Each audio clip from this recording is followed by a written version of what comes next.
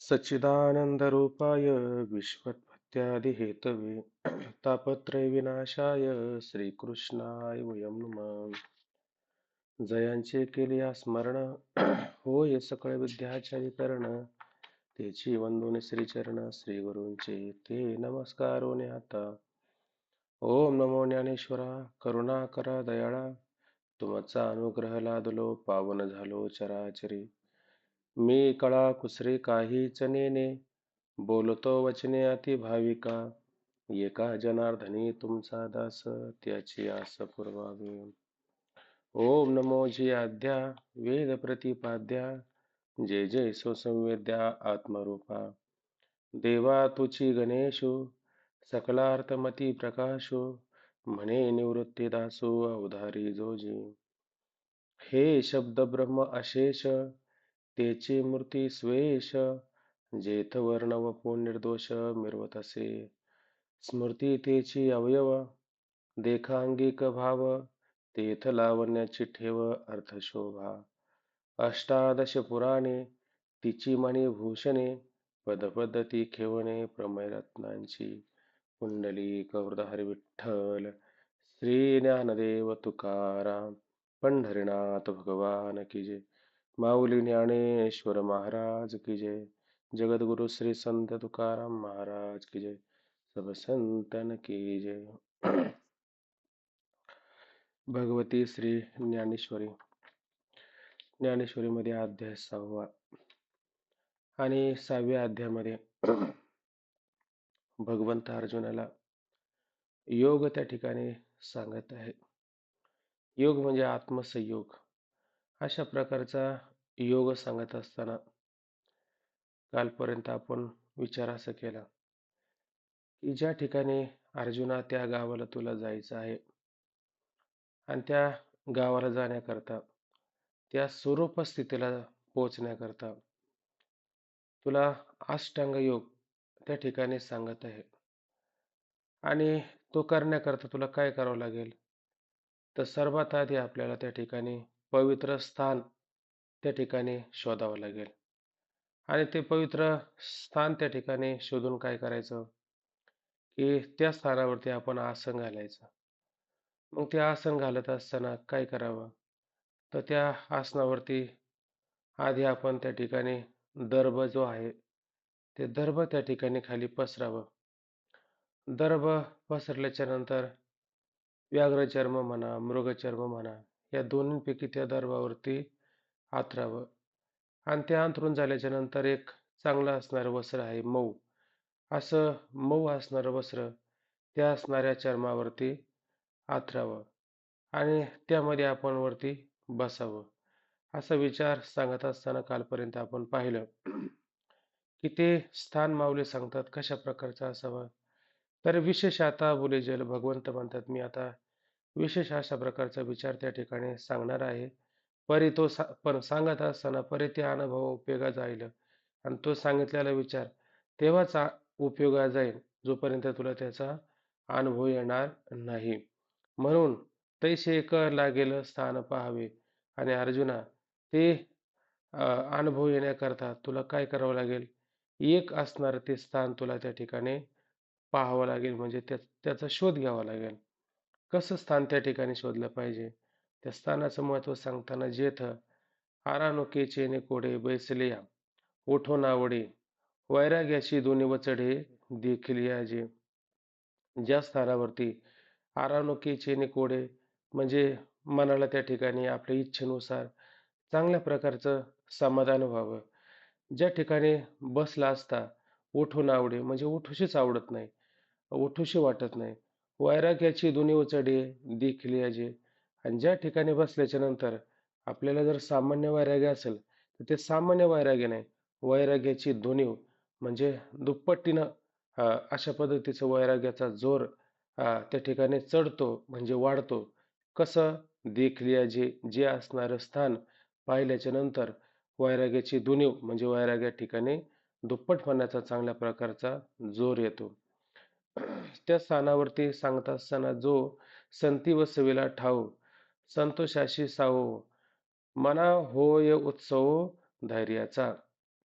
जो संती व सवेला ठाव, ज्या ठिकाणी संतांनी वास केलेला असावा, म्हणजे संतांच्या राहण्याने ते असणारं स्थान त्या ठिकाणी पवित्र झालेलं असावं. म्हणून संती व सवेला ठाव, आणि ज्या ठिकाणी संत राहिले असतील, संतांनी काही काळ वास केला असेल किंवा संतांनी अखंड काळ त्या ठिकाणी वास केलेला असेल, असं वसवीला ठाव संतोषाशी सावो.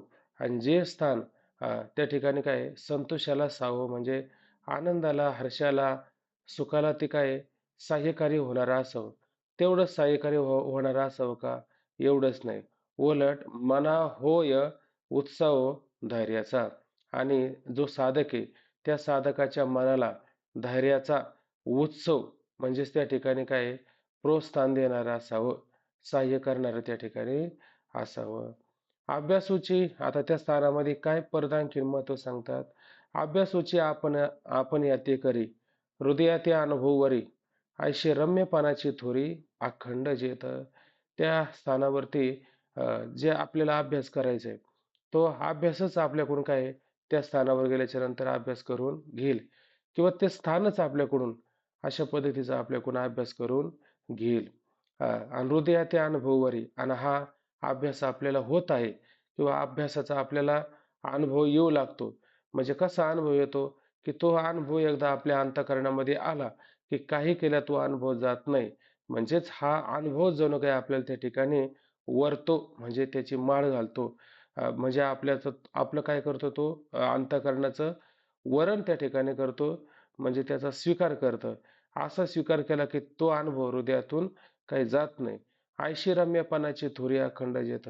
अशा प्रकारची रम्यपणाची म्हणजे रमणारी, विशेष असणारी, थोरी, महती, आणि त्या स्थानावरती कशी आहे नित्य आहे. अखंड जेथ म्हणजे ज्या ठिकाणी कमतरता नाही किंवा तिचा खंड न होणारं, म्हणजे ते रम्यपणाची थोरी त्या स्थानावरती अखंडपणे त्या ठिकाणी पाहायला मिळते. अजून त्या स्थानाचं महत्व सांगताना माऊली म्हणतात, जया आड जाता पार्था, तपश्चर्या मनोरथा, पाखंड्याही असता समूळ होय. अजून माऊली म्हणतात की जया आड जाता, जया म्हणजे त्या स्थानाच्या आड जाता. आड जाता म्हणजे समोरून जरी गेला किंवा स्थानावरून आडवा जरी गेला तिथून अर्जुना, तपश्चर्या मनोरथा, आणि त्या ठिकाणी काय मनाला सुद्धा वाटेल काय आहे, तपश्चर्या म्हणजे त्या ठिकाणी बसावं, त्या ठिकाणी बसून काय करावं, तप त्या ठिकाणी करावं, त्या ठिकाणी साधना करावी. अशा प्रकारचे मनाचे मनोरथ त्या ठिकाणी निर्माण होतील. म्हणून पाखंड्याही असता समूळ होय. आणि खरं सांगायचं म्हणजे पाखंडी जरी मनुष्य असेल, अजून आता काल एक अर्थ अजून एक अर्थ असा घ्या, पाखंडी जरी मनुष्य असेल तर त्या असणाऱ्या पाखंडी मनुष्याचा पाखंडीपणा जाऊन त्या साधनावर बसून आपण साधना करावी, अशा प्रकारची आस्था समूळ होय. म्हणजे अशा प्रकारची आस्था समूळ म्हणजे मुळापासून होते, किंवा त्याला त्या साधकाला त्या स्थानावर बसून आपण ध्यान करावं असं त्या ठिकाणी वाटतं. अशा प्रकारची आस्तिकता निर्माण होते आणि पाखंडीपणा समूळ होय, म्हणजे त्याचा पाखंडीपणा सुद्धा त्या ठिकाणी काय समूळ त्या ठिकाणी जाईल. असंही त्या स्थानाचं महत्व जर विचारात घेतलं तरी होईल. मला असं वाटतं इथपर्यंत आपला काल विचार झाला होता नाही का. आता आपल्याला पुढचा विचार पाहिजे.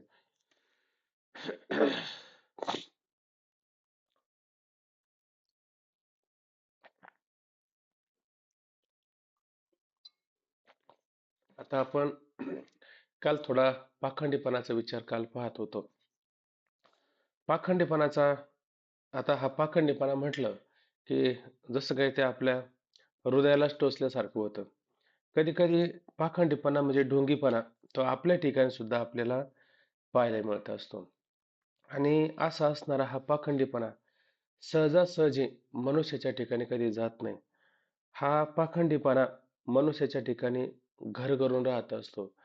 काल आपण पाखंडीपणाचा विचार पाहत असताना त्याच्यामध्ये काय पाहिलं होतं, तो मनुष्य म्हणजे काय, टिळा माळा मैंद मुद्रा लावी अंगी, देखो निधी जगी फासे जैसे. म्हणजे त्या ठिकाणी अशा प्रकारचं त्या ठिकाणी रूपांतर करतो स्वतःला, अशा प्रकारचा दिखावा त्या ठिकाणी करतो का लोक सुद्धा त्याला पाहून त्या ठिकाणी फसतील आणि हाच कोणी त्या ठिकाणी साधू आहे असं त्या ठिकाणी वाटेल. जसं एक बागळा असतो आणि तो बागळा पाण्यामध्ये बसतो. पाण्यावरती बसतो म्हणजे उभा राहतो, एक पाय असा वर ठेवतो, कधी कधी पाय खाली ठेवतो आणि मग तो पाण्यामध्ये चोच बुडवतो आणि त्या चोचीत पाणी घेतो. समोर असणारा दगड छोटासा, त्या दगडावरती पाणी सोडतो आणि आपली चोच घासतो. पण चोच घासत असताना त्या माशांना असं वाटतं की हा जर चोच घासतो, हे कशासाठी घासत असेल? जसं आपण आपले हातपाय घासतो त्याप्रमाणे हा चोच त्या ठिकाणी घासत असेल, असं त्या माशांना त्या ठिकाणी वाटतं. म्हणजे हा आपल्याला काही खाण्याकरता आलेला नाहीये. मग हा खाण्याकरता आलेला नाही, मग याच्या जवळ गेलं तर काही प्रॉब्लेम आहे का? काय अडचण आहे का? काही अडचण नाही. म्हणून ते असणारे मासे त्याच्या काय जवळ येतात. पण त्या पाण्याच्या कडेला झाडाच्या खाली एक साधू बसलेला असतो आणि साधू ते सगळं दृश्य पाहतो. काय दृश्य पाहतो? की हा बगळा काय करतो? पाण्यामध्ये चोच बुडून ते पाणी घेतो, दगडावरती सोडतो आणि त्याच्यावरती आपली चोच घासतो. पण त्याच्या मनामध्ये काय हेतू तो साधू म्हणतो की घस घस घशी ऊपर डाल पाणी आणि तेरे मन की बात मैंने ही जानी. घास घास, चोच तुझी घास आणि वरून त्याच्यावरती पाणी पण घाल. पण तुझ्या तुझ्या मनात काय चाललंय ते मला चांगलं त्या ठिकाणी कळालेलं आहे. म्हणजे हाच जो ढोंगी, यालाच काय त्या ठिकाणी म्हणायचं, त्यालाच त्या ठिकाणी पाखंडी म्हणायचं. म्हणजे पाखंड्याचं आधी वर्णन झालं आणि त्या स्थानाचं वर्णन सांगताना याचा पाखंडीपणा कसा जातो. म्हणजे पाखंडी कळला, म्हणजे पाखंडीपणा कळला का मग आपल्याला कळतं का असा असणारा पाखंडी त्या स्थानावरती त्याचा इतका कसा बदल होतो.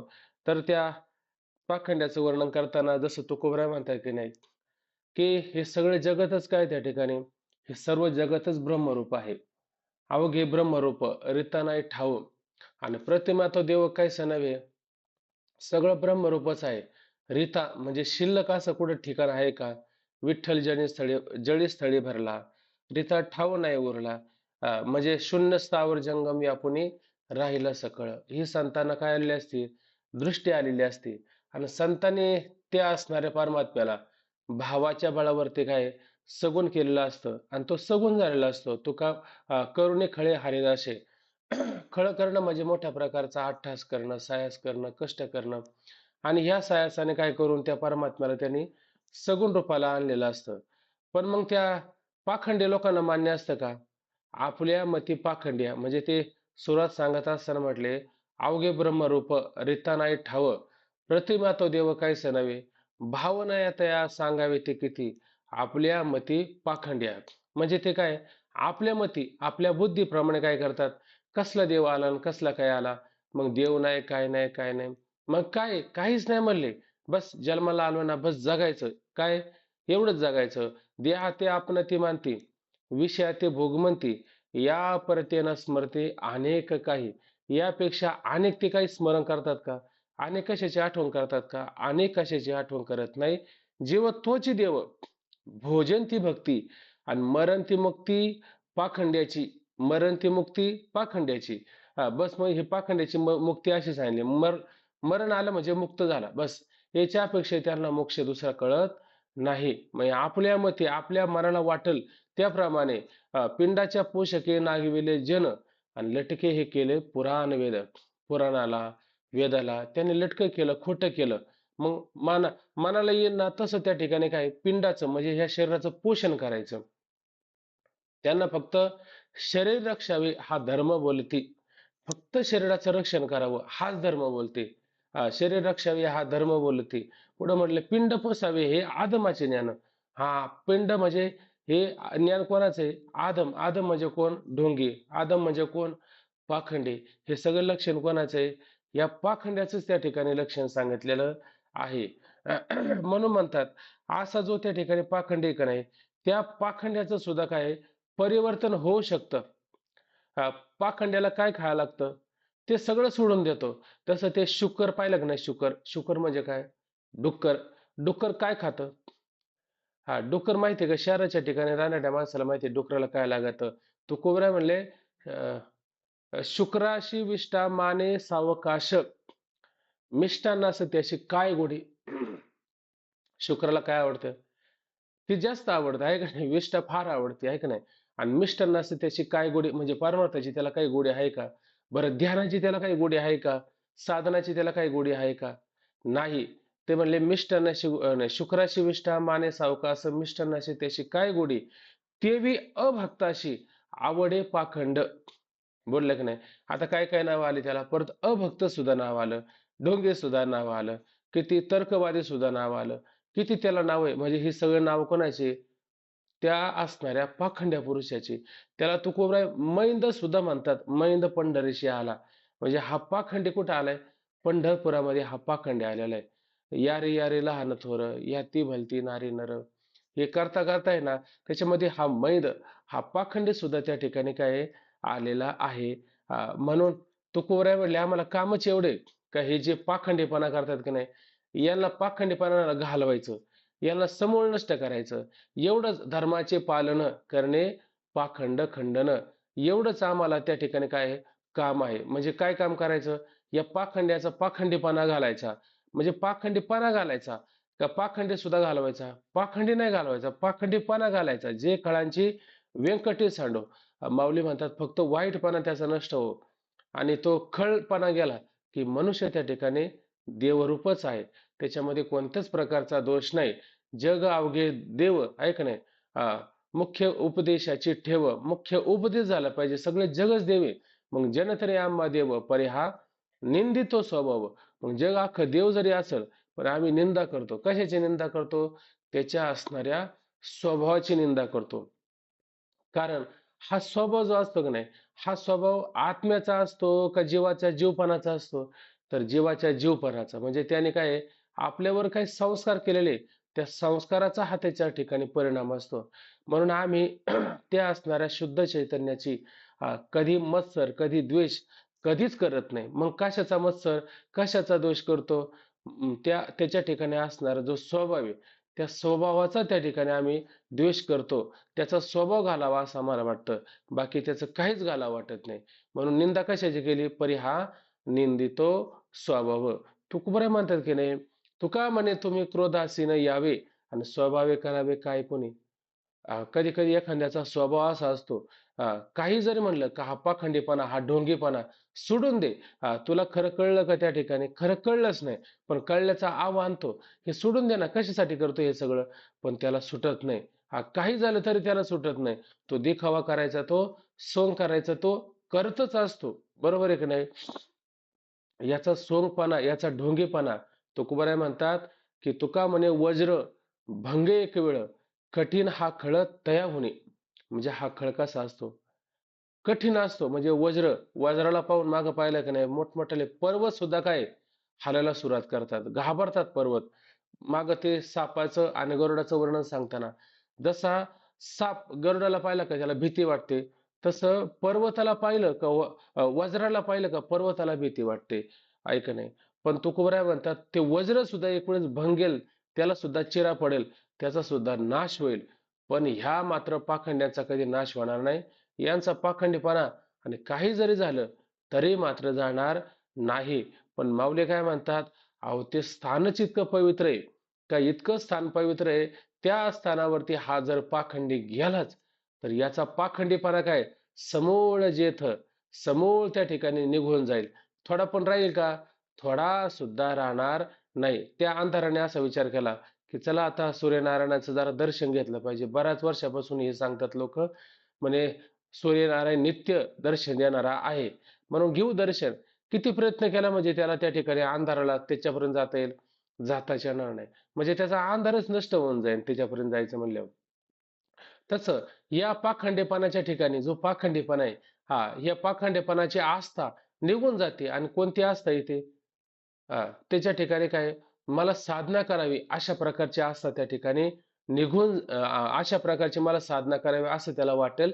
आणि पाखंडीपणा हा जो त्याच्या ठिकाणी आहे, हा समूळ त्याच्या ठिकाणी निघून जाऊ शकतं. असं ते त्या ठिकाणचं स्थान काय आहे, पवित्र आहे. का बरं पवित्र आहे? कारण त्या स्थानावरती कोणी वास केलाय? तर त्या स्थानावरती संतांनी वास केलेला असतो. आणि संतांनी वास केल्यामुळे काय, तुकोबराय म्हणतात गाढवाचे घोडे आम्ही करू दृष्टी पुढे. गाढवाचं घोडं करणं शक्य आहे का? बरं, ते माऊलींचे ओवे बघा, आठवत असेल तर ते म्हणले निमिष मात्र म्हणजे डोळ्याची उघड-झाप होऊ सुद्धा दिली नाही. इतक्या काळात स्त्रीचा तो केला पुरुष उभा. एवढं त्याच्यात सामर्थ्य आहे. मग एवढं त्यांच्यात सामर्थ्य आहे. मग त्यांच्या वलयामध्ये किती सामर्थ्य असेल? जसं आपण म्हणतो की नाही, तुझ्या नामाचा महिमा तुझं न कळे मेघ श्यामा. म्हणजे तुझ्या नामाचा महिमा तुला कळतो का? तसं संतांपेक्षा संतांचं वलय कसं असेल? अद्भुत विलक्षण असणार ते वलय असेल त्या ठिकाणी. आणि त्याच ठिकाणी गेल्याच्या नंतर या खळाचा खळपणा जाऊ शकत नाही का? खळाचा खळपणा त्या ठिकाणी नक्कीच जाऊ शकतो. पाखंड्याचा पाखंडीपणा नक्कीच त्या ठिकाणी जाऊ शकतो. म्हणून अशा पद्धतीचं ते काय स्थान आहे. त्या ठिकाणी त्या पाखंड्याला सुद्धा काय उलट असं लावलं तरी चालेल, तपश्चर्या मनोरथा. आणि मनाच्या आवडीप्रमाणे त्या ठिकाणी तपश्चर्या सुद्धा करावं वाटेल. अजून पुढे पहा. स्वभावे वाटे येता जरी वरपडा झाला अवचिता, तरी सकामोही परी मागोता निघो विसरे. स्वभावे वाटे येता जरी, बघा, म्हणजे एखादा मनुष्य काय स्वाभाविकपणे, म्हणजे तो काय असा निश्चय करून त्या स्थानाकडे चालला का? निश्चय करून काय त्या स्थानाकडे चाललेला नाही. म्हणजे तो कसा चाललाय? सहज चाललेला आहे, स्वाभाविकपणे चाललाय. त्याला त्या गावालाच जायचं, पण ते जाता जाता काय ते स्थान त्या ठिकाणी लागलं. जसं आपण पंढरपूरला निघालो. पंढरपूरला निघाल्याच्या नंतर मांदळीला ते महाराज त्या ठिकाणी आपल्याला पाहायला मिळतात. आणि मग सगळे लोक उडाली म्हणून सहज त्या ठिकाणी थांबले तिथं. कुठं? ते गावामध्ये थांबले. तिथं तिथं थांबल्याच्या नंतर बरं, तो काही खास तिकडे जाण्यासाठी निघाला होता का? पण थोडा थांबला. आणि थांबल्याच्या नंतर काय, मग तसं या ठिकाणी काय थांबल्याच्या नंतर पुढं काय होईल? तसं म्हटले की स्वाभाविक वाटे जाता आणि सहजच त्या ठिकाणी काय त्या वाटेने तो जात होता. म्हणजे कुणी साधक आहे, कुणी बाकीचे, असं काही नाही. एक सामान्य मनुष्य आहे आणि स्वाभाविकपणे त्या वाटेने जात होता येताना. जरी वरपडा झाला अवचिता, आणि त्या स्थानाला अवचिता, अचानक, अकस्मात त्या स्थानाला तो काय येऊन प्राप्त झाला. त्या स्थानावरती येऊन त्या ठिकाणी थांबलाच. कोण थांबला? त्याला थांबण्याची इच्छा होती का? जाण्याची इच्छा होती का? त्या स्थानाचं काही महत्व होतं का? काही महत्व नाही. पण सहजच त्या स्थानावरती त्याचं काय येणं झालं. सहज जाता जाता, आहे का नाही? आता आपण कधी कधी असं म्हणतो, ती लहान सहान मुलं वगैरे, किंवा कधी कधी आपल्याला सुद्धा ते झपाटल्यासारखं होतं. मग त्याला विचारलं जातं, कुठे गेलते म्हणे? म्हणले अशा अशा ठिकाणी गेलो होतो. अरे म्हणले, तिकडं का जातं? म्हणले, अहो ते ठिकाण काय चांगलं नाही. म्हणजे मग मला काय माहित नव्हतं त्या ठिकाणावरती असं असं असतं. बरं म्हणले, आता इथून पुढे जाऊ नको. बरोबर आहे का नाही? तसं या ठिकाणी काय अभंगच आहे ना ते, जाऊ नका पंढरीचे भूत मोठे, आल्या गेल्या झडपे वाटे, तेथे जाऊ नका कोणी, नाही आले परतोनी, बहु खेचेरीचे रान जाता वेडे होय मन. तेथे जाऊ नका कोणी. तिथं जाऊ नका कोणी, असं म्हटलंय की नाही? तसं हे सहजच त्या ठिकाणी काय टाइमपास म्हणून कुठे गेले? पंढरपूरला गेले. त्यांच्या मनात होतं का? काय नाही, घरी वैतागले होते आणि चला म्हणले, चला. पण त्याला असं वाटलं का चला आपल्याला मोक्ष प्राप्त झाला पाहिजे, आपल्याला मुक्त झालं पाहिजे, असा काही हेतू होता का? काही हेतू नव्हता. पण सहजच आपले चला म्हणले, आता टाइमपास करायचा म्हणून इकडे घरी बसण्यापेक्षा जरा तिकडे काहीतरी खलबते कुटू, म्हणून तिकडे खलबते कुटायला गेले. आणि तिकडेच काहीतरी साधू महात्म्याची भेट झाली आणि तिकडेच काहीतरी परिणाम झाला. तसं म्हटले या ठिकाणी की ह्या स्थानाचं अगदी तसंच महत्व आहे. स्वाभाविक वाटे येता आणि स्वाभाविक त्या ठिकाणी सहजच का होईना त्या वाटेने येताना जाताना जरी वरपडा झाला अवचिता, आणि त्या स्थानावरती तो अचानक त्या ठिकाणी काही प्राप्त झाला, तरी सकामोही परी मागवता विसरून निघे. आता जो स्वाभाविकपणे त्या वाटेला प्राप्त झालाय, वाटेने जाताना त्या स्थानाला तो थांबलेला आहे अचानक, तो कोण आहे? सकामू. म्हणजे सकाम आहे, त्याच्या अंतःकरणामध्ये काय आहे? कामना आहे. म्हणजे तो जातो, तो विनाकारण जातो का? पंढरपूरला जातो तो विनाकारण जातो का? काही ठिकाणी जातो तो विनाकारण जातो का? काहीतरी कामना मनामध्ये असते. आपल्याला असं वाटतं हे फार निष्काम झालेले असतील. निष्काम नाही, आतमध्ये कामनेचा चांगलं भरलेलं असतं, सगळं भरूनच गेलेलं असतं सगळा कामनेने. असा कामनायुक्त पुरुष, ज्ञानोबराय म्हणतात की त्या कामनायुक्त पुरुषाचं वर्णन केलं की म्हणले, म्हणून गा पंडसुता जैशी सकामा नयेची, जैशी सकामा जिनवेची वनिता, तैसे तेवी मायामयी सरिता न तरभे जीवा. म्हणजे म्हणून का पंडूस होता हे वर्णन करताना वाटतं 7व्या अध्यायामध्ये अशी ओवी आली का ती दैवी हैशा गुणमयी मम माया दुरतया. ते भगवंत आपली माया त्या ठिकाणी सांगतात. आणि माझी माया तरून जाणं फार कठीण आहे. किती कठीण आहे माझी माया तरून जाणं? ते म्हणले, पाडस वाघुर करांडी, मुंगी मेरू वालांडी. हा. म्हणजे पाडस म्हणजे काय? ते हरणाचं बछड. त्याला कधी वाघूर, ते जाळं, ते करंट येईल का त्या ठिकाणी? बरं, मेरू पर्वत कधी पाहिला का आपण हे? ऐकलं आहे त्या ठिकाणी. त्या मेरू पर्वताला मुंगीनं कधी ओलांडून जाता येईल का पलीकडं? मुंगीला कधीच ओलांडून जाता येत नाही. म्हणून म्हणजे कोण? तैसा हा जर सकाम पुरुष असेल आणि हा सकाम पुरुष, म्हणून एका पंडस होता, ते ते जैशी सकामा नये जिनवेची वनिता. आणि आपल्या पत्नीच्या कोण आहे? अधीन झालेला आहे. वनिता म्हणजे आपली पत्नी, वनिता म्हणजे बायको, आणि बायकोच्या तो त्या ठिकाणी काय आहे? अधीन झालेला आहे. अधीन झालेला आहे म्हणजे आपण मागं पाहिलंय की नाही? किती अधीन झालेला आहे ते. आता त्याचं वर्णन करताना सांगताना तुकोबरा म्हणतात, बायले अधीन होय ज्याचे जिने, तयाचे अवलोकन पडिजे द्वाड, कासे याते जिंतू जिता ते संसार, माकडाच्या परी गारुड्याच्या. माकडाच्या परी म्हणजे काय? ती बायलेच्या मना येईल ते खरं. बायलेच्या मनामध्ये जे जे काही येईल ते काय करतात? हे खरे करतात. बायलेचे मना येईल ते खरे, आभागी ते पुरे बायलेशी. इतके आभागी असतात. त्या बायला ते सारखं पुरवितात. ती मोठा असा आपण अभंग पाहिला. त्यामध्ये काय पाहिलं? काय ते सुरत आहे अभंगाची माहित नाही, पण त्याच्यामध्ये खाली होय होय म्हणे काय साबिडा. तू म्हणते होय होय, तसंच तसंच म्हणे. अखंड मज पोटाची व्यथा, दूध भात तूप साखर पथ्या. म्हणजे किती पोटाची व्यथा सांडली, किती त्याला खावं लागतं, दूध भात साखर, तूप, वरून त्याच्यात तूप पण पाहिजे एवढं पथ्या. निपट मजन म्हणजे मला सामान्य अन्न चालत नाही. पाहिली गहू सांजा तिनं. मागच्या वारीला तुम्ही साखर आणली होती, किती? 7 दिवसात 10.5 शेर गेली. मला झोप लागत नाही म्हणे. मला मुलं किरकिर घरामध्ये करतात. मला झोप लागत नाही. माझ्या अंगाला डोक्याला सारखं चंदन लावावं लागतं. झोप येत नाही म्हणून खाली फुलं त्या ठिकाणी आथरावं लागतात. किती वर्णन त्याचं त्या बाईचं केलं. आणि पण मग हा म्हणतो होय होय होय, तू म्हणते ना, तसंच आहे त्या ठिकाणी तुझं म्हणणं आहे ना, तसंच आहे अगदी बरोबर. म्हणजे हा होय होय म्हणतो कैसा वेडा. म्हणजे तुका म्हणे, जिता गाढव केला आणि मेल्यावरही नरका गेला. म्हणजे पार त्याला शेवटपर्यंत काय करते ती? नरकालाच घेऊन जाते. आहे का नाही? तुकोबरा म्हणतात, पतनाशी नीती, तिचा खोटा स्नेहप्रीती, तिचं असणारं प्रेम, तिचं असणारं स्नेह, हे सगळं काय आहे? खोटं आहे. म्हणून तिचा काय करावा आपण? त्याग करावा. त्याग करावा म्हणजे काय? बहु वारावे वचन, अशी असणारी वनिता पत्नी, आहे का नाही? आणि त्या पत्नीच्या अधीन झालेला तो कोण आहे? सकाम. आपण एक अजून अभंग पाहिला होता, किंवा नाथ महाराजांचं असं सांगितलं होतं, की म्हटले, संसार संसार सोडून वनी गेला, आणि वनी वनिता चिंतू लागला. संसार सोडला आणि कुठं गेला? वनात गेला. आणि वनात जाऊन काय करू लागला? वनिता चिंतू लागला. आणि कशाचे चिंतन करतो? वनिताचं त्या ठिकाणी चिंतन करतो. म्हणजे एवढा त्या वनिताच्या काय आहे?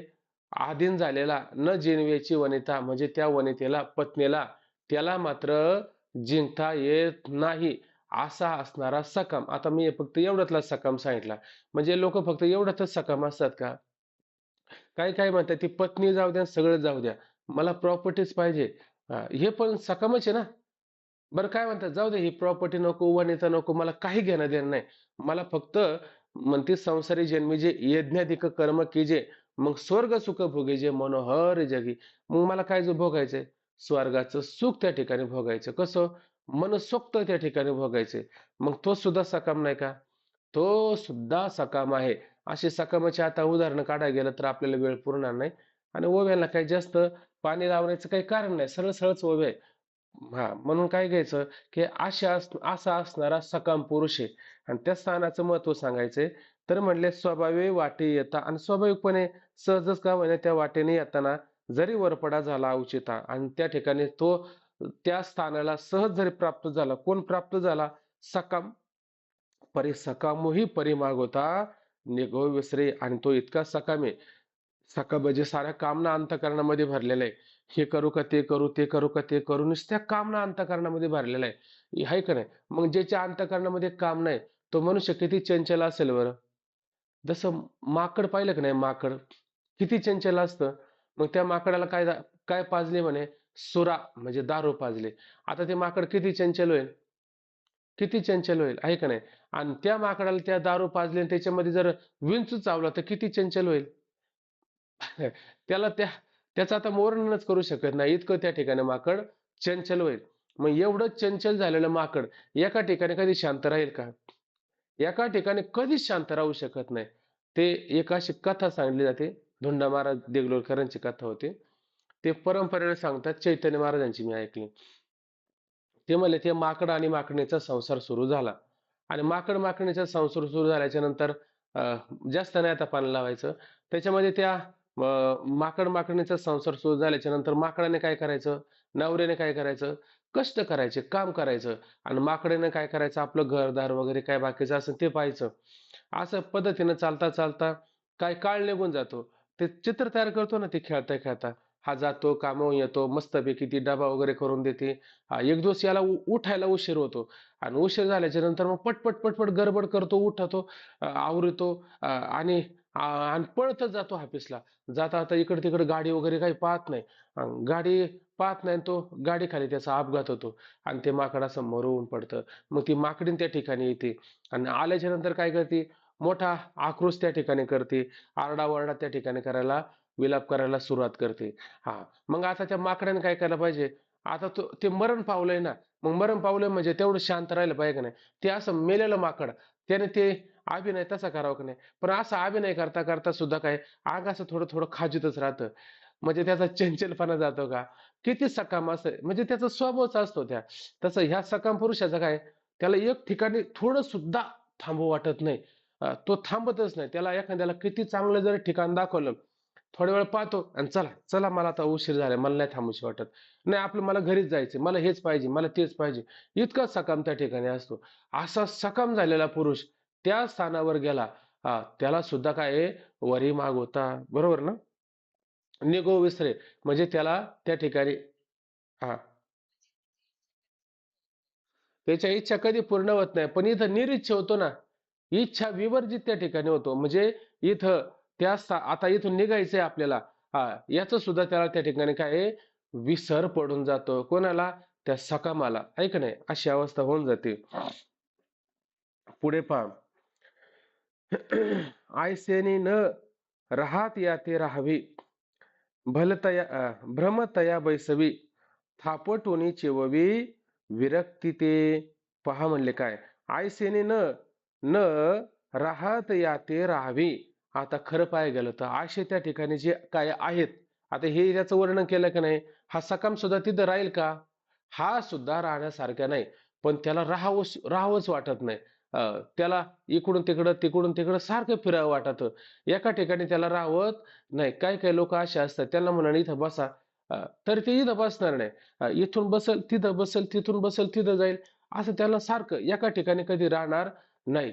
असे जरी असल आणि त्या स्थानावर गेले तर काय, आता आपण मैयाची परिक्रमा केली का नाही, परिक्रमा करत असताना काही काही ठिकाणी इतकी अशी अद्भुत, इतकी रम्य त्या ठिकाणी, का त्या ठिकाणावर बसल्याच्या नंतर आणि सत्संग सुरू झाल्याच्या नंतर किंवा ध्यान करता करता बाकीचे लोक म्हणतात, अहो किती वेळ झालं, चला ना पटकन बसा ना गाडीमध्ये. म्हणजे इतकी चंचल झालेले लोक आहे का नाही, काही काही मागं पुढे विचारच नाही, चला जाऊन बसा पहिले गाडीमध्ये, चला पुढचं काय पुढचं काय पुढचं काय. म्हणजे ते एका ठिकाणी राहतात का, अशी एका ठिकाणी राहत नाही. पण इथं मात्र काय, न राहणारी, एका ठिकाणी न राहणारी, ते सुद्धा त्या ठिकाणी काय आहे, सहजच त्या ठिकाणी राहतील, असं ते स्थान पवित्र आहे. हा, म्हणून आयशेनी अशा प्रकारे न राहते या ते राहावी, न राहणारा त्या ठिकाणी त्या स्थानावरती राहावी म्हणजे राहील. आणि भ्रमतया ते बसवी, भ्रमतया ते म्हणजे त्याला सारखं भ्रमण करावं लागतं, सारखं भटकंती करावं लागतं. त्याला म्हणलं ना, अहो राहा काय दिवस या ठिकाणी, कशाला तुम्ही पुढच्या गावाला जाता, काय पाहिजे तुम्हाला. अहो म्हणले आम्हाला पोटा पाण्यासाठी थोडं फिरावंच लागतं. कशाला फिरता, तुमच्यासाठी आम्ही सगळी तयारी करून ठेवतो, राहा म्हणले या गावामध्ये. किती दिवस त्या गावामध्ये राहील.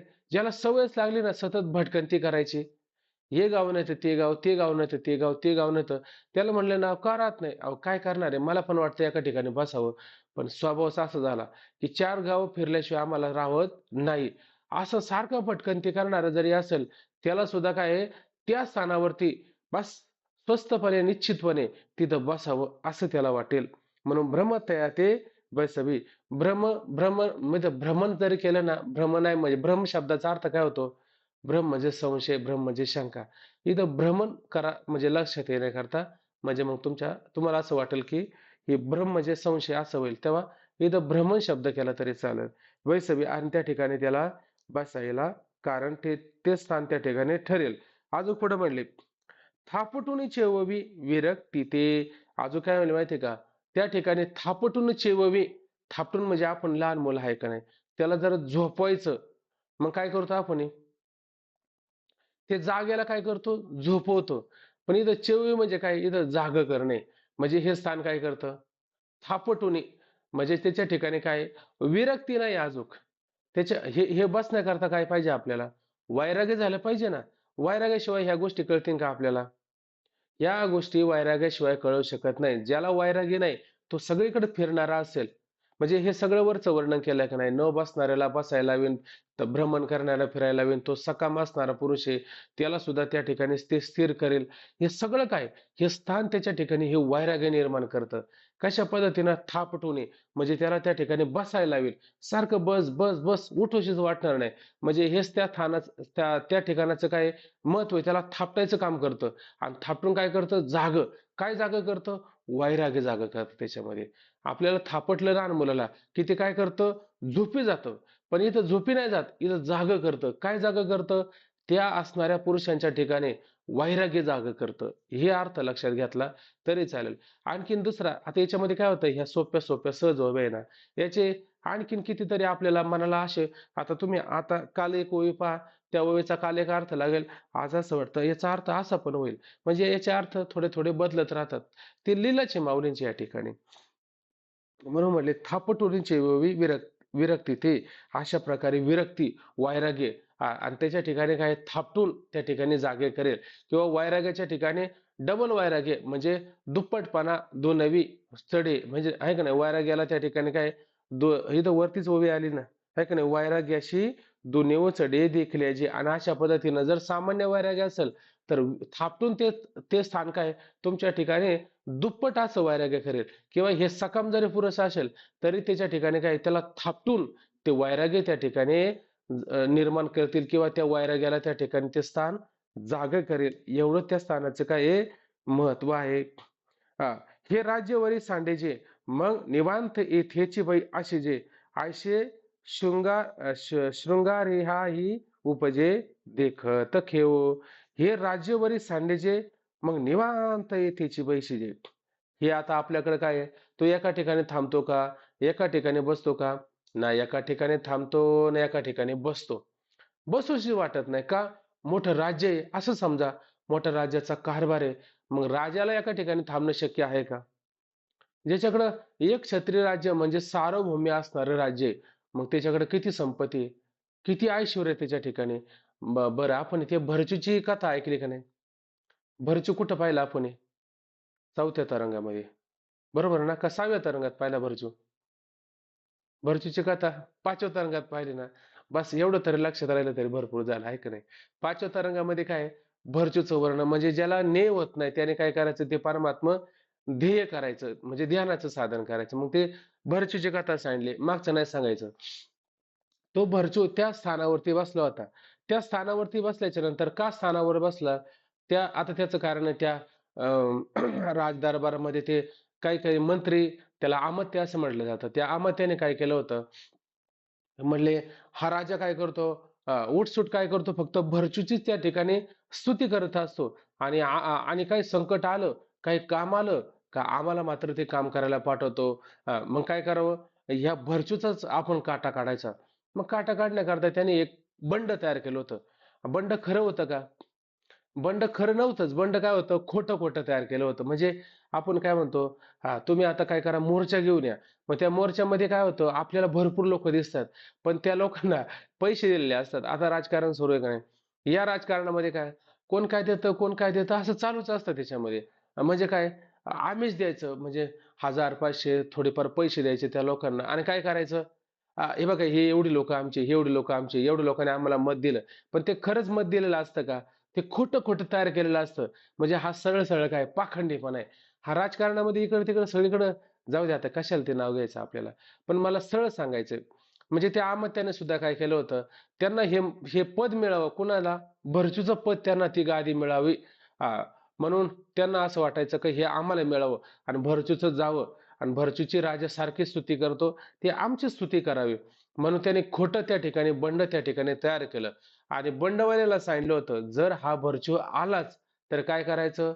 बेदम मारायचं. म्हणून त्या राजदरबारमध्ये ते लगेच ती माहिती आली का म्हणे एक बंड तयार झालं, हे बंड कोण मोडेल? तर राजाने म्हणलं चला उठा, कोण बंड मोडेल? एक पण उठला नाही, उलट उठून म्हणले ते भरचूला सांगा ना तुम्ही, म्हणले दरवेळेस तुम्ही भरचूची स्तुती करताना आम्हाला ते असे संकट आले का आम्हाला पाठवता, तुम्ही भरचूला का पाठवत नाही? असं म्हणल्याच्या नंतर भरचूचा स्वाभिमान दुखावला ना, उठलाच तो. मला तुम्ही फक्त आज्ञा करा, मी लगेच निघतो म्हणले. हा ठीक आहे म्हणले, आज्ञा आहे, जाऊ म्हणले. तो गेला भरचू आणि मग ते बंड मोडलं, पण बंडवाल्याने त्याला बेदम मारलं. बेदम मारल्याच्या नंतर तो तो भरचू काय विचार करू लागला, आता जर हे बंडच खोटं होतं, म्हणजे असं सहजासहजी बंड मोडत नाही, फार विनवण्या कराव्या लागतात, फार समजून सांगावं लागतात. पण हे गेल्या गेल्या न सांगताच याने बंड मोडले, म्हणजे हे खोटं बंड. आणि मला इतकं मारलं, किती मारलं, म्हणजे फार अगदी हाडं काडं सगळी फार मोकळी करून टाकली भरुचीची. इतकं बेदम मारलं, चालता पण येईना त्याला, बोलता पण येईना, इतकी त्याची भयंकर अवस्था झाली. आणि अशा पद्धतीने मग भरचूने विचार केला की आता जर मी परत तिथे जर माघारी गेलो तर काय करतील हे माझा जीवच घेतील, त्यापेक्षा काय करू, आता कुठेतरी म्हणले एकांतात जाऊ. मग त्याने मोठं अरण्य शोधलं आणि त्या अरण्यामध्ये गेल्याच्या नंतर त्याला काय, त्या ठिकाणी इतकं रमल्यासारखं वाटतं, अंगाला भस्म वगैरे आलं, त्याच्यामध्ये बरंच वर्ण आलं. आणि मग त्या ठिकाणी तो काय करू लागला, ध्यान करू लागला. मग ध्यान करताना त्या ठिकाणी त्या भरचूला किती आनंद झाला त्याचं वर्णन करताना सांगितलं. म्हणे एक चांगला राजा असावा, पण तो राजा कसा असावा? म्हणे त्याचं एकछत्री राज्य असलं पाहिजे, म्हणजे तो सार्वभौम राजा असला पाहिजे, म्हणजे जिकडं तिकडं त्याचंच राज्य असलं पाहिजे. बरं एवढंच असावं का? नाही म्हणले, त्याच्याकडे भरपूर प्रमाणामध्ये संपत्ती असली पाहिजे. त्याचा त्या संपत्तीचं कोठाराच्या कोठार त्या ठिकाणी भरलेले असले पाहिजे. बरं अजून काय असलं पाहिजे? मोठं सैन्यदल त्याच्या ठिकाणी असलं पाहिजे. जसं आता आपण देश पाहतो त्यांच्याकडं नौदल, सैन्यदल वगैरे आपण पाहतो. आता आपल्या भारताकडे पुष्कळ प्रमाणामध्ये आहे. पुष्कळ म्हणजे आता परा अगदी जवळ-जवळ 3ऱ्या-4थ्या क्रमांकावरती आपला देश आलेला आहे. म्हणजे अशा पद्धतीचं त्याच्याकडे सगळं असलं पाहिजे. कुणी जर आक्रमण केलं तर हे सगळं असलं पाहिजे. म्हणजे त्याला काळजी आहे का? काळजी नाही. म्हणजे त्याच्याकडे भरपूर सैन्य असलं पाहिजे, भरपूर संपत्ती असली पाहिजे. अजून काय? तो राजा तरुण असला पाहिजे. बरं तरुण असला पाहिजे एवढं नाही. तो राजा रूपवान असला पाहिजे. रूपवान असला एवढं नाही. तो बुद्धिवान सुद्धा असला पाहिजे. नुसता बुद्धिवान असून नाही, त्याला निर्णय पण करता आला पाहिजे. असा राजा आहे का नाही, त्याला जो आनंद प्राप्त होतो, त्याला कोणता आनंद म्हटला? एक मानुष्य आनंद म्हटलेला आहे. एक सामान्य मनुष्याला जो आनंद होतो, त्याला एक आनंद म्हणजे मनुष्याला जो आनंद होतो, तो असणारा मनुष्य आनंद. त्याच्यानंतर त्याच्यापेक्षा 100 पटीचा आनंद सांगितला. कोणाचा बरं?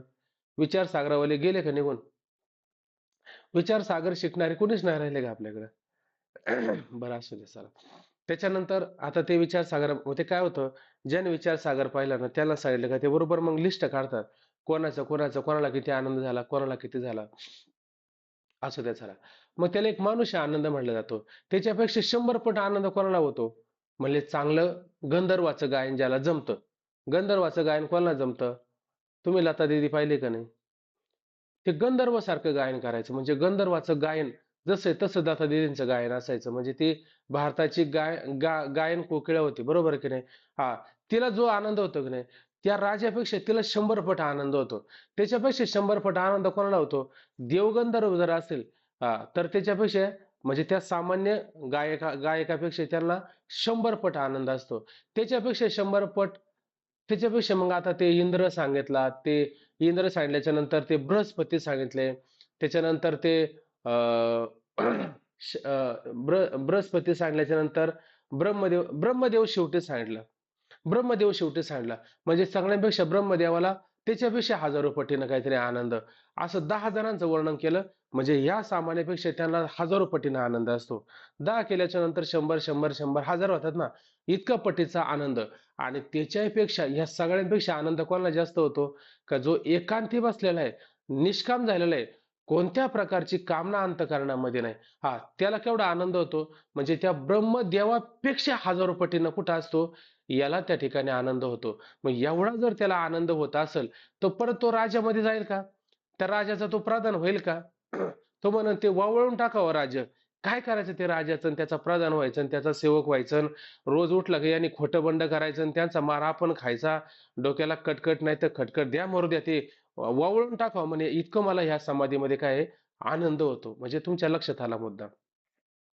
पुढं पहा हे राज्य वर सांडीचे मग निवांत येथेचे असे जे हे राज्य सुद्धा काय आहे, त्या असणाऱ्या स्थानावर त्या असणाऱ्या सुखावर काय करावं, वावळून टाकावं, वरून टाकावं म्हणजे वावळून टाकावं. मग निवांत येथेचे असे जे आणि निवांतपणे काय येथेची कुठं, या स्थानावरती निश्चितपणे या स्थानावरती काय करावं, असावं म्हणजे बसावं. आयशे शृंगार याही उपजे देखत घेऊ. अशा प्रकारे काय आहे, देखत घेऊ शब्दाचा अर्थ काय घ्यायचं?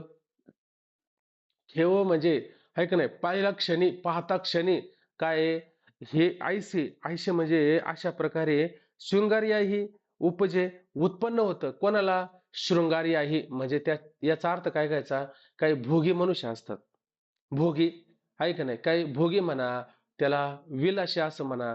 तुकोबरा म्हणता का नाही, भोगी त्यागी झाला संगतीचा असंग, चुकविला लाग माग दोन्ही. तुका म्हणे नव्हे दिसतो मी तैसा पुसणे ते पुसा पांडुरंग. म्हणजे इथं भोगी होता, कोण झाला तो, तोच आता त्यागी झाला त्या ठिकाणी. बोलो आबोलणे मरुनिया जेने आसुनी नसणे जेने आम्हा. आता बोलतो पण कसा बोलतो, आबोलणे म्हणजे न बोलून बोलल्यासारखा बोलतो. जगात जनामध्ये असून सुद्धा काय आहे, जन विवर्जित त्या ठिकाणी दिसतो. भोगी असून त्या ठिकाणी काय आहे, त्याग्याप्रमाणे दिसतो. म्हणजे तो भोगी होता पण तो कोण झाला, त्यागी झाला. म्हणजे विलाशी असणारा भोगी असणारा मनुष्य, म्हणजे एवढं राज वैभव सगळं असताना त्याने त्या भरचूने काय केलं, सगळं त्या ठिकाणी काय आहे, सगळं शृंगारही त्या असणाऱ्या असणाऱ्या याच्यावरती अर्पण केलं, सांडून दिलं म्हणजे वावळून टाकलं. अशा पद्धतीनं ते स्थान इतकं पवित्र असतं. म्हणून हे सांगायचं की आयशे शृंगारही उपजे देखत केवी. आणि अशा प्रकारे त्या भोगी विलासी मनुष्याला सुद्धा ते स्थान पाहिल्याच्या नंतर असा अंतःकरणामध्ये उपजे म्हणजे विचार निर्माण होतो की हे राजेवरी सांडायचे, म्हणजे हे राज्य सुद्धा काय त्याच्यावरून वावळून टाकावं. मग येथे मग निवांत निश्चितपणे या स्थानावर या ठिकाणी आपण हे बसावं, इथं असावं असं त्याला वाटतं. जे येणे माने बरवंट आणि तैशीची अति चोखट, जेथ अधिष्ठान प्रगट डोळा दिसे. जे येणे माने बरवंट आहे का नाही, हे स्थान आहे का नाही, येणे माने म्हणजे मनाला ह्या ह्या स्थानावरती काय आहे, येणे माने बरवंट. बरवंट शब्दाचा अर्थ काय घेता येतं पहा बरं. 19 चांगले. बरवंट म्हणजे बर्व आहे का नाही, उत्तम चांगले. किंवा काय आहे, ज्ञानोबा म्हणतात राम बरवा कृष्ण बरवा, राम बरवा कृष्ण बरवा गोपाळ बरवा बायानो, केशव बरवा माधव बरवा विठ्ठल बरवा बायानो, असंच ना. मग बरवा बरवा बरवा बरवंट बरवंट. किंवा ते म्हणले वाळवंटाचं वर्णन केलं, चंद्रभागाचं वाळवंट आहे का नाही, उत्तम बर्वे उत्तम बर्वे वाळवंट. काय आठवतं का कोणाला? ते काल्याचा अभंग सांगितलं ना. हे वाळवंट कसं आहे म्हणले, बरवंट आहे म्हणजे चांगलं आहे, शुद्ध आहे, उत्तम आहे. किंवा काला करण्याकरता हे चांगलं आहे, म्हणून त्याला तिथे एक बरवंट शब्द आलेला आहे. कुठं, त्या वाळवंटाला. म्हणून ते वाळवंट बर्व आहे. तसं हे स्थान येणे माने म्हणजे बाकीच्यांपेक्षा त्या मानाने हे स्थान कसं आहे, बरवंट आहे. येणे माने म्हणजे हे स्थान सगळ्यांपेक्षा कसं आहे, बरवंट आहे, उत्तम आहे.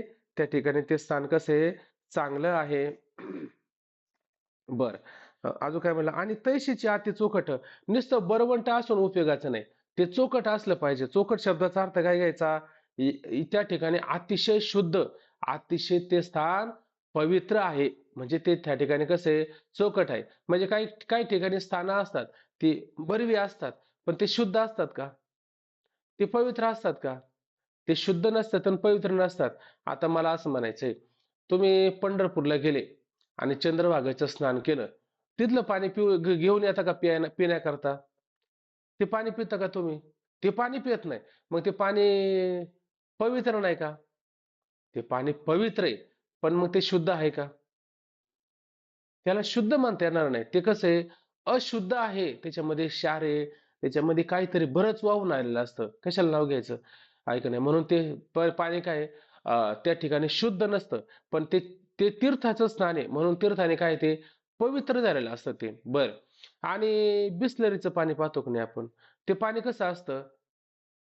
शुद्ध असतं का नाही? पाणी शुद्ध आहे. पण ते पवित्र आहे का? त्याला कोणाकोणाचा हात लागलेला असतो. कुठं कुठं कसं तयार झालेलं असतं. म्हणून ते पाणी त्या ठिकाणी काय शुद्ध नसतं. पण शुद्ध असतं पण पवित्र नसतं. म्हणजे बिसलरीचं पाणी शुद्ध आहे पण पवित्र नाही. आणि चंद्रभागेचं पाणी कसं आहे? पवित्र आहे पण शुद्ध नाही. आणि वारकऱ्याच्या घरातलं पाणी कसं आहे? पवित्र पण आहे आणि शुद्ध पण आहे. बरोबर आहे का नाही? तसं हे स्थान कसं असलं पाहिजे? हे स्थान बरवंट म्हणजे बर्व म्हणजे चांगलं पण असलं पाहिजे. चांगलं म्हणजे कसं? शुद्ध पण असलं पाहिजे. आणि अजून कसं असलं पाहिजे? अजून कसं असलं पाहिजे त्या ठिकाणी अति चोखट म्हणजे अतिशय शुद्ध आणि ते पवित्र पण असलं पाहिजे. म्हणजे ते शुद्ध पण असावं आणि पवित्र पण असावं. हे दोन्ही त्याच्यात लक्षात घेण्यासारखं आहे. म्हणून काय म्हणलं, जे म्हणजे ते असणारं स्थान येणे माने बरवंट इतकं त्या ठिकाणी त्या मानाने बरवंट म्हणजे चांगलं असतं. आणि तैसेचे अति चोखट आणि ते अतिशय शुद्ध, अतिशय शुद्ध म्हणा किंवा त्याला पवित्र म्हणा, अशा पद्धतीचं ते शुद्ध पवित्र आहे. जेथ अधिष्ठान प्रगटे डोळा दिसे. आणि ज्या स्थानावर गेल्याच्या नंतर अधिष्ठान डोळा प्रगट दिसे, आपल्या डोळ्याला आपलं अधिष्ठान, काय अधिष्ठान आहे आपलं? अधिष्ठान शब्दाचा अर्थ काय होतो? अधिष्ठान म्हणजे काय? आद्यस अधिष्ठान. बर. अंतकरण. अंतकरण अधिष्ठान चैतन्य. आणि अंतकरणामध्ये त्या चैतन्याचं, कोणाचं? अधिष्ठान असणाऱ्या चैतन्याचं काय पडलंय? प्रतिबिंब पडले. ते काय आहे? अधिष्ठान आहे. आता विचारसागर पाहताना दुसरा तरंग, चौथा तरंग, किती आता त्याच्यावरती विचार केला. आता रज्जू पाहिला की नाही तुम्ही? रज्जू पाहिला. आणि रज्जूवरती तुम्हाला पूर्ण प्रकाश नाही, पूर्ण अंधार नाही, मंद अंधकार आदी दोषामुळे रज्जूवरती काय सर्प प्रतीला येतो. हे पाहिलं का नाही? मग त्या असणाऱ्या सर्पाला अधिष्ठान कोण आहे? रज्जू अधिष्ठान आहे. सर्पाला अधिष्ठान कोण आहे? रज्जू आहे. बरोबर आहे का नाही? आणि चांदीला अधिष्ठान कोण आहे? खोट्या चांदीला अधिष्ठान कोण आहे? अहो शिंपलं नाही का अधिष्ठान? बरं जाऊ द्या, स्थानवर काय भासतं आपल्याला? स्थानवर काय बसतं? स्थानू म्हणजे लाकडाचं खोड वगैरे त्याच्यावरती काय बसतं आपल्याला? हा. आणि मरुभूमीत काय बसतं आपल्याला? मरुभूमीत मृगजळ. मरुभूमीमध्ये मृगजळ ऐका ना, स्थानवर पुरुष, शिंपल्यावर चांदी आणि रजेवरती सर्प, अशा पद्धतीने भासतो की नाही? हे भासतं. ह्या स्थानावर गेल्याच्या नंतर काय भासत नाही आपल्याला? आपलं जे मूळ स्वरूप आहे. आपण कोण आहे? आपण सच्चिदानंद रूप आहोत. ऐक नाही. पण आपण सच्चिदानंद रूप आहोत हे आपल्याला दिसतं का? आपण सच्चिदानंद रूप आहोत हे आपल्याला दिसतं का? हे मात्र आपल्याला दिसत नाही. पण ह्या स्थानावर गेल्याच्या नंतर आपलं आपल्याला दिसतं की नाही? या स्थानावर गेल्याच्या नंतर आपलं आपल्याला दिसतं. काय दिसतं? की बाकीचं सगळं संपून जातं. म्हणजे काय संपून जातं? डोक्यावर आपण अनेक प्रकारची ओझी घेतल्यात ना. आपण कसे झालेले? चंचल झालेलो आहोत. आपण सकाम झालेलो आहोत. मग ह्या स्थानावर गेल्याच्या नंतर काय होतं? ह्या स्थानावरती ते सगळं ओझं आहे ना, सगळं ओझं गळून पडतं आणि असं मोकळं झाल्यासारखं वाटतं. जसा परमात्मा त्या ठिकाणी काय आहे? उपाधी वेगळे तुम्ही निर्विकार, काहीच संसार तुम्हा नाही. तैसे मज करुणी ठेवा नारायणा, समूळ वासना नोरवावी. या स्थानावरती काय होतं? समूळ वासना नष्ट होऊन जाते. नष्ट होऊन गेल्याच्या नंतर काय राहतं खाली? उरला उरे विठ्ठल. म्हणजे तो काय खाली राहतो? फक्त परमात्मा शिल्लक राहतो. बरं तो परमात्मा शिल्लक राहतो. तो कसा अनुभव येईल? ते आपल्याला सांगता येईल का आपल्याला?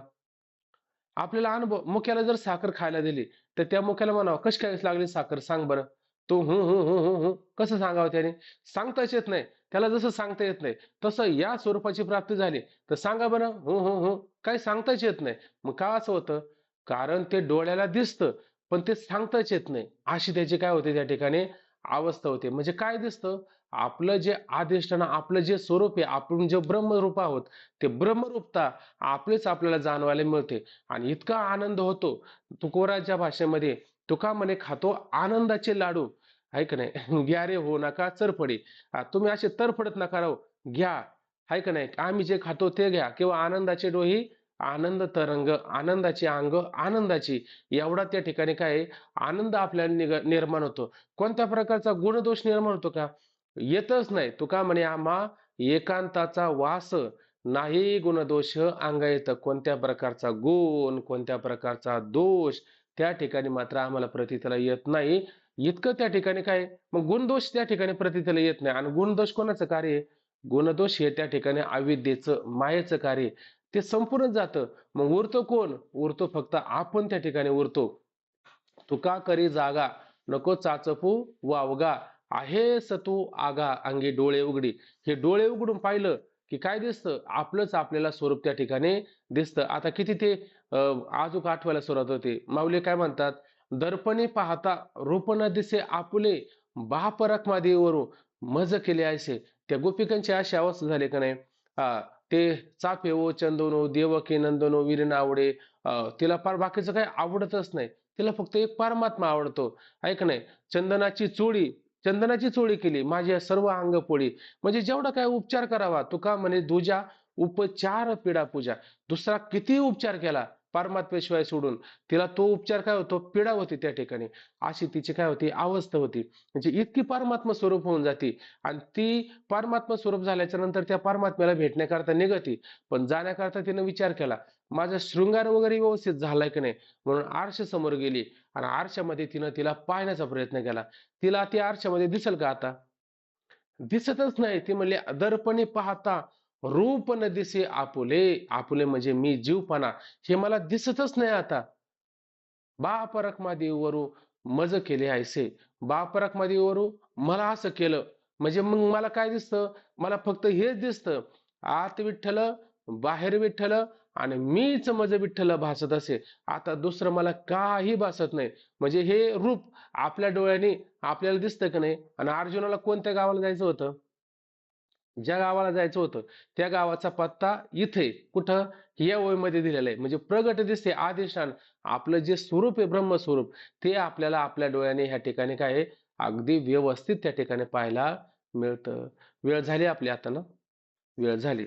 पुढच्या ओवी आता आपण काय करू का एक ओवी घेऊच तेवढी म्हणजे या पानावरलं काम उरकून जाईल उद्या दुसऱ्या पानावर घेऊ. एक ओवी घेऊ फक्त. आणि काही एक पाहावे जे साधकी वसते व्हावे आणि जना चेनी पाय रवे रोळे नाम असायचा. आता काय होतं आणि काही एक पाहावे म्हणजे त्या स्थानावर अजून एक गोष्ट पहा म्हणे. त्या स्थानाचं अजून एक लक्षण अजून एक चिन्ह अजून काही थोड्या खुणा तुमच्या लक्षात आल्या पाहिजे. काय लक्षात आलं पाहिजे?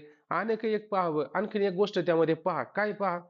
जे साधकी वसती व्हावे आणि त्या स्थानावरती काही साधक लोक जे आहेत त्या साधकाने तिथं काय केले पाहिजे? वस्ती केली पाहिजे. म्हणजे साधक त्या ठिकाणी राहणारे असले पाहिजे. तिथं बाधक लोक नको. तिथं बाधक लोक गेली तर काय होईल बरं? ते सगळं बाधक गेल्याच्या नंतर परिणाम काय होईल? सगळं स्थान खराब होऊ शकतं.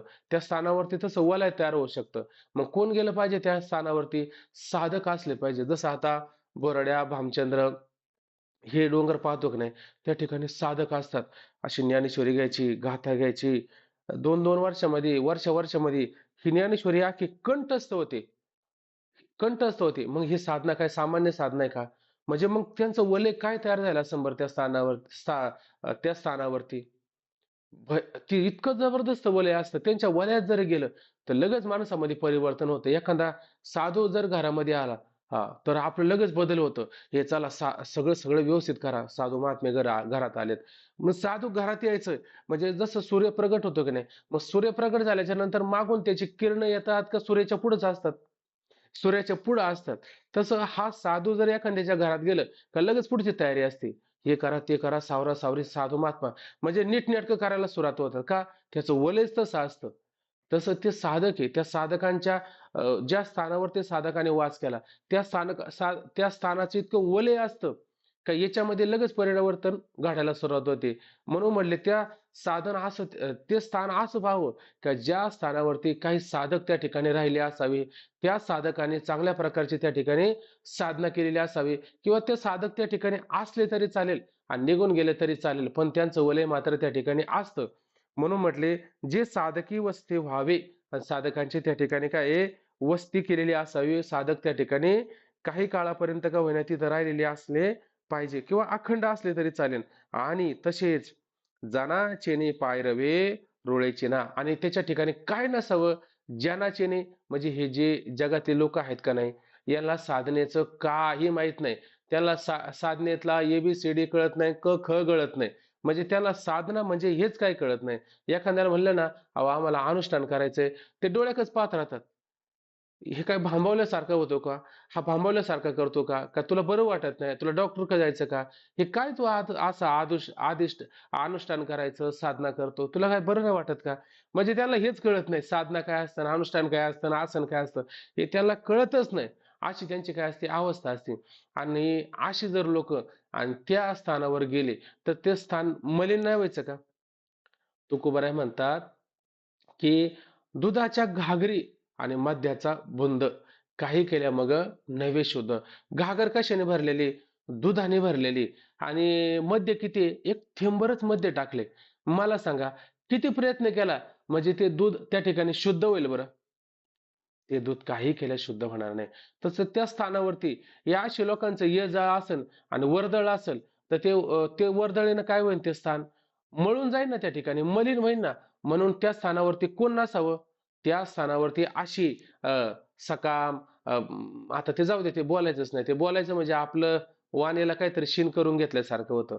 अशा प्रकारचे लोक जर त्या स्थानावर त्यांची वर्दळ त्या ठिकाणी जर असेल, तर ते स्थान काय होतं त्या ठिकाणी मलिन होतं. म्हणून आणि तसेच जनाचेनी आणि त्या ठिकाणी असणारी जी लोक त्या ठिकाणी आहे जे विषयी लोक आहे त्या विषय लोकांच्या पायरवी शब्दाचा अर्थ वर्दळीनं रुळेचीनं म्हणजे पाठभेद पहा खाली दिलेलं आहे ते चिन्ह दिले ना वरती असं ते फुलासारखं खाली पाहायचं मग रुळेचीनं शब्दाला काय आले शब्द मळेचीना तसं आपण मागं पाहिलं का नाही पारणे पारणे शब्दाचा अर्थ काय केला परगुणे म्हणजे थोडा बदललेच नाही तसं इथं रुळेचीना जसं घोडा आणि मीठ दोन शब्द वेगळे का नाही पण दोघांना एक अर्थ लागतो का नाही सैंद म्हणलं तरी आणि मीठ म्हणलं तरी सैंद म्हणजे घोडा आणि सैंद म्हणजे मीठ आहे का नाही तसं इथं रुळे चिन्ह म्हणजे काय मळे चिन्ह असं त्या असणाऱ्या लोकांच्या विषयी लोकांच्या येण्या जाण्यानं ते स्थान मळलेलं नसावं आहे का नाही फक्त त्या स्थानावर काय असावं साधक असावं आणि ते साधक त्या ठिकाणी साधना करावी असावी असं ते स्थान त्या ठिकाणी आपण पाहावं इथपर्यंत आपला आज विचार झाला उद्याला आपण पुढचा विचार करू ठीक आहे पुंडलिक वरदाहरी विठ्ठल श्री ज्ञानदेव तुकाराम पंढरीनाथ भगवान की जय माऊली ज्ञानेश्वर महाराज की जय जगद्गुरु श्री संत तुकाराम महाराज की जय सब संतन की जय